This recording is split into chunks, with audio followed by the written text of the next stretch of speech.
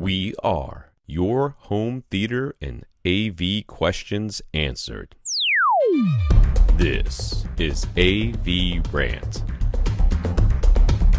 Want your home theater or AV question answered by Tom and Rob? Send it to question@avrant.com. Moving on to David B. Now that his basement theater is done, hooray! And he's very happy with it, his wife has said she wouldn't mind updating their living room setup. Wow. It's 15 by 18 feet, but open to the kitchen and a hallway, so it's gigantic. He figures the total cubic footage is north of 4,000 cubic feet. And his wife really likes to crank up loud music that can be heard throughout the entire house. Cool. My wife does too. They've been using a Sherwood stereo receiver and some old Klipsch Tangent 30 tower speakers that are very large. She got a look at the SVS Ultra tower speakers and thought they looked a lot nicer, so they're interested in those. Okay. He's a little bit uncertain though. Will they play just as loud? And what about adding a subwoofer to them? The Ultra Towers have dual 8-inch bass drivers that are side-mounted at the bottoms of the cabinets. Would he still be making use of those dual 8-inch drivers if he adds a subwoofer? I've got side drivers on my speakers that act as a subwoofer. And what subwoofer should he add if that's what he ought to do? I'm going to step away for just a moment and let you talk to him about it. Right back. So I have some trepidation. I mean, the SVS Ultra Towers are really nice speakers, and they can handle a lot of power. However, you don't really have any intention of replacing that Sherwood receiver that's powering this right now, which means you've got, somewhere in the range of 100 watts per channel on tap. You've been used to these Klipsch Tangent 30 speakers, which have 96 decibels per 1 watt per 1 meter. They're very, very efficient speakers, as most full-size Klipsch speakers are. And if you've been used to that, and you've been able to get them to the loud playback levels that you want to just using this Sherwood receiver, I do want to warn you that there's a decent chance you will not be able to get the SVS Ultra Towers to play as loud. Those produce 88 decibels for 1 watt at 1 meter. So they're 8 decibels less efficient. Like I say, if you have a big, beefy amp that you can attach to it, a nice 500 watt amp, because the Ultra Towers can accept that kind of power. If you have that kind of amplifier on hand, then you can get them to play basically just as loud.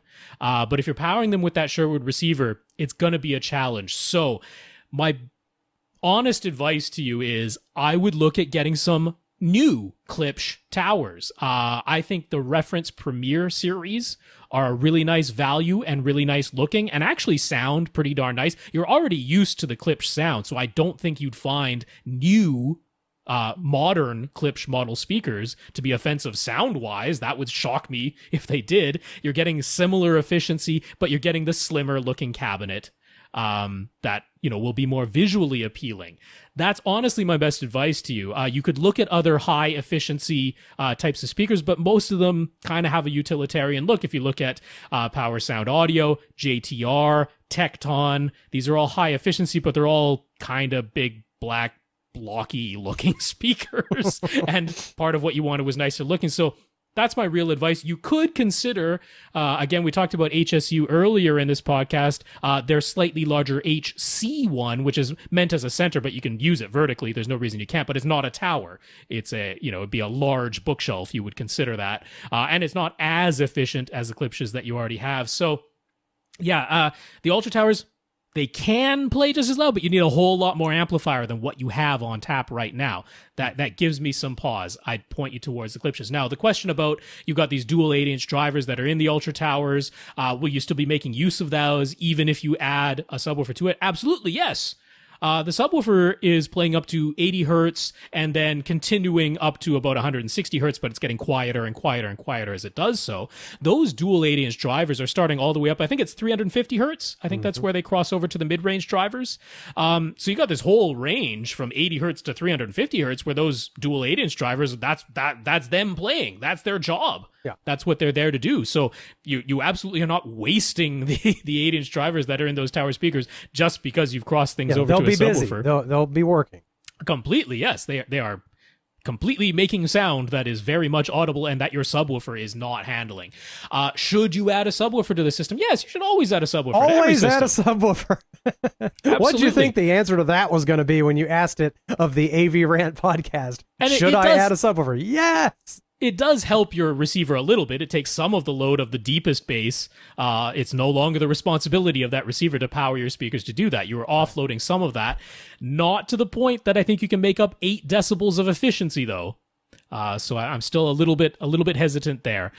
So yeah, but I think if you got some Klipsch Reference Premiere tower speakers that are going to look more slick, but keep a similar sound and have actually even slightly more efficient, I think they're 98 decibels efficient instead of 96, and add a nice subwoofer to that. Now, what subwoofer should you get? 4,000 cubic feet, you're into large room territory, but you don't want to go nuts. I would say like an SVS 2000 series, the ported one. The PB 2000 is probably huge. I'd look real close at a PC, a cylinder, a PC 2000. Always build the cardboard box. Yep. And like I say, such good protection. Even if you exceed their output capability, they're not going to bottom out and hurt themselves. So I think a 2000 series ported subwoofer from SVS and some Klipsch Reference Premiere towers, and yeah, it'd be really nice. Really, really nice. There you go.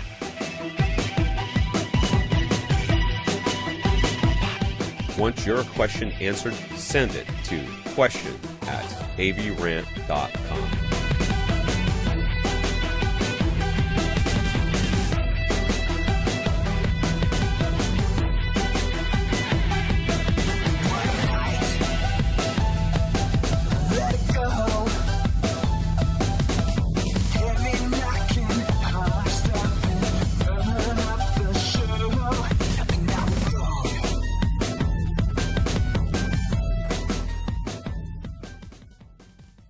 This is AVRant. Now go out and listen to something.